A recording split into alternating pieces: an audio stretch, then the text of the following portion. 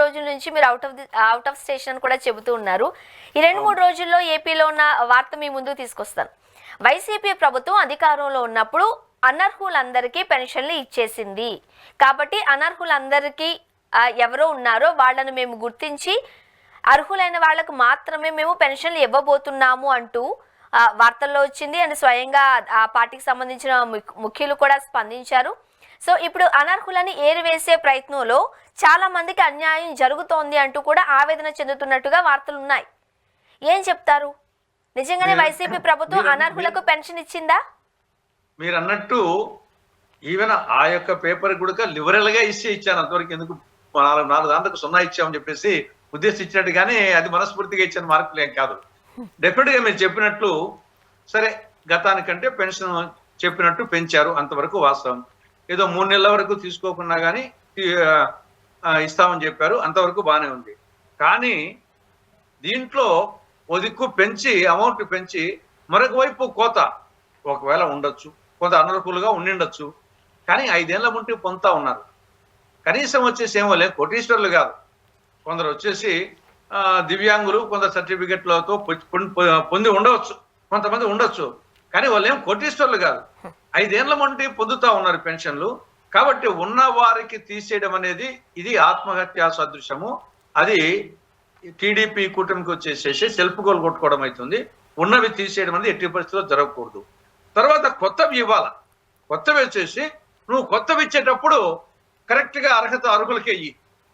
కొత్తవి నువ్వు ఇప్పుడు ఇవ్వాల. ఎందుకంటే చాలా మంది కుటుంబాలు వచ్చేసి కొందరు వృద్ధులు వృద్ధాప్యంలోకి ఎంటర్ అయింటారు.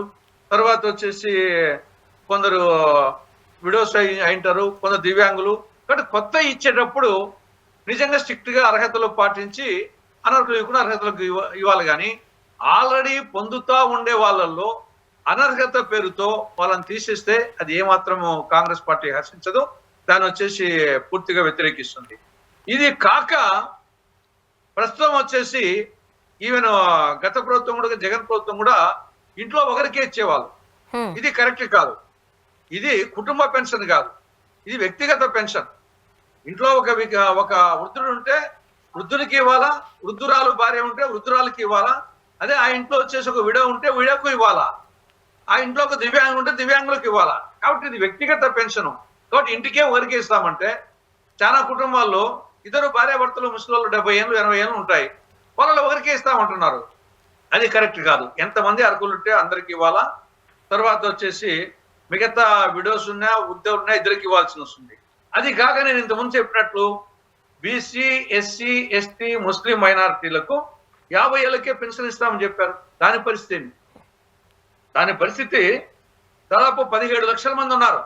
60 నుండి 50 మధ్యలో ఉండేవాళ్ళు 17 లక్షల మంది ఉన్నారు. నెలకు 4,000 చొప్పున, ఏడాదికి 48,000, 8,160 కోట్లు కావాలి. దీనికి వచ్చేసి బడ్జెట్ లో కేటాయింపు లేదు అని చెప్పడం లేదు. నువ్వు సూపర్ 6 లో ఇస్తామన్న 50 ఏళ్ళకే ఇస్తామన్న పెన్షన్ చెప్పడం లేదు. తర్వాత వచ్చేసి కొత్త వాటి గురించి నువ్వు చెప్పడం లేదు. ఉన్న వాటిని వచ్చేసి ఏదో ఒక సాకు చూపించేసి తీసేస్తామంటే ఇది ఏమాత్రం వచ్చేసి సమర్థనీయం కాదు. ఆఖరికి ఆ పేపర్ లో కూడా మళ్ళా మైనస్ చేసి ఆఖరికి 30 మార్కులు ఇవ్వాల్సి వస్తుంది. అది కూడా పెద్ద సబ్జెక్ట్ అవుతుంది. సరే, సాధారణంగా ఈ పెన్షన్ అనేది వ్యక్తుల ఆత్మగౌరవానికి సూచికగా మారిపోయింది.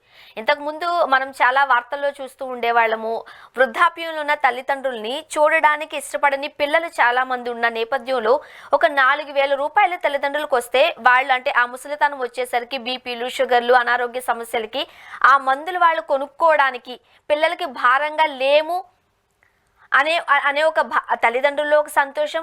సరే ఉంది, అంటే ఎంతో కొంత వస్తుంది కదా వేడినీళ్ళకి చన్నీళ్ళు అంటూ పిల్లలు ఆ తల్లిదండ్రుల్ని ఆదరిస్తున్న పరిస్థితులు చూస్తూ ఉన్నాం. ఒకవేళ చిన్న వయసులోనే భర్తను కోల్పోతే పుట్టింట్లో ఉండే ఆడబిడ్డకి ఎంతో కొంత డబ్బులు రావడం వల్ల పెన్షన్ రూపంలో ఆమె ఆత్మగౌరవానికి అక్కడ సంబంధించిన విషయం ఇది. ముఖ్యంగా ఈ పెన్షన్ అనేది పెరిగేదే తప్ప నంబర్ తగ్గేదైతే కాదు కదా. సో ఎందుకు ఈ రోజు కూటమి ప్రభుత్వం ఈ దిశగా ముందుకు వెళుతుంది? ఇప్పుడు వాళ్ళందరూ మళ్ళీ రోడ్డు ఎక్కినట్టేగా. వాళ్ళకి డబ్బులు రాకపోతే చాలా మంది పిల్లలు ఈ రోజు తల్లిదండ్రులు మళ్ళీ రోడ్డును పడేసే సందర్భమేగా. చాలా మంది వచ్చేసి ఆత్మహత్యలు చేసుకుంటారు. ఈ పరిస్థితి నిజంగా అర్హులు 3-4 ఏళ్ల ముందు పొందుతా ఉండి ఇప్పుడు దాని మీదనే జీవితం గడుపుతున్నారు. హ్మ్. ఆ పెన్షన్ బట్టే కనీసం ఇంట్లో కొడుకో కోడలో కూతురో అల్లుడో సాగుతున్నారు. రేపు అది కూడా రాకుంటే చాలా మంది వీళ్ళు బజారున పడి ఆ దిగాలతో వచ్చేసి చూసుకుంటే వాళ్ళు లేక ఇన్నాళ్ళు ఇస్తా ఉన్నది పోయింది అని చెప్పేసి వాళ్ళు చాలా మంది వచ్చేసి ఆ దిగాలతోనే మంచం మీద పడి రోడ్డు మీద పడి వాళ్ళు వచ్చేసి పైలోకానికి పోయే పరిస్థితి వస్తుంది. ఇది పాపం వచ్చేసి ప్రభుత్వానికి వచ్చేసి ఇది పాపం.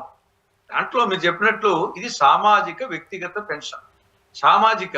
మరి ఆ ప్రకారం వచ్చేసి ఉద్యోగం చేసిన తర్వాత రిటైర్మెంట్ వచ్చేసి 60,000 70,000 పొందే వాళ్ళు ఉన్నారే. మరి ఆ మాట కోసం వాళ్ళకి తీసేస్తారా? ఇక్కడ 4,000కే వచ్చేసి నువ్వు వచ్చేసి అర్హులు కాదని ఏదో ఒక సాకు చెప్పి తీసేస్తే మరి ఉద్యోగస్తులకు వచ్చేసి రిటైర్ అయిపోయినాక 60,000 70,000 పెన్షన్ వచ్చే వాళ్ళు ఉన్నారు. మరి వాళ్ళని ఏమంటారు వచ్చేసి వాళ్ళ కూడా తీసేస్తావు రేపు. కాబట్టి ఇది ఏమాత్రం సమర్థనీయం కాదు, ఇది పాపము. చాలా మంది వచ్చేసి ఆ దిగాలతో వచ్చేసి ఆ భయంతో వాళ్ళకు ముందుగానే వార్ధక్యంలో నిద్ర సరిగ్గా రాదు, రకరకాల జబ్బులు వస్తుంటాయి. దానికి తోడు ఇది వచ్చేసి ఒక మానసికంగా కృషించి నశించిపోయి చాలా మంది వచ్చేసి చనిపోవడం జరుగుతుంది. చాలా పాపం ఇది ప్రభుత్వానికి. ఇప్పుడు ఎన్ని మార్కులు వేస్తారు సార్ మీరు? ఏమా ఇప్పుడు ఎన్ని మార్కులు ఇస్తారు మీరు 100కి?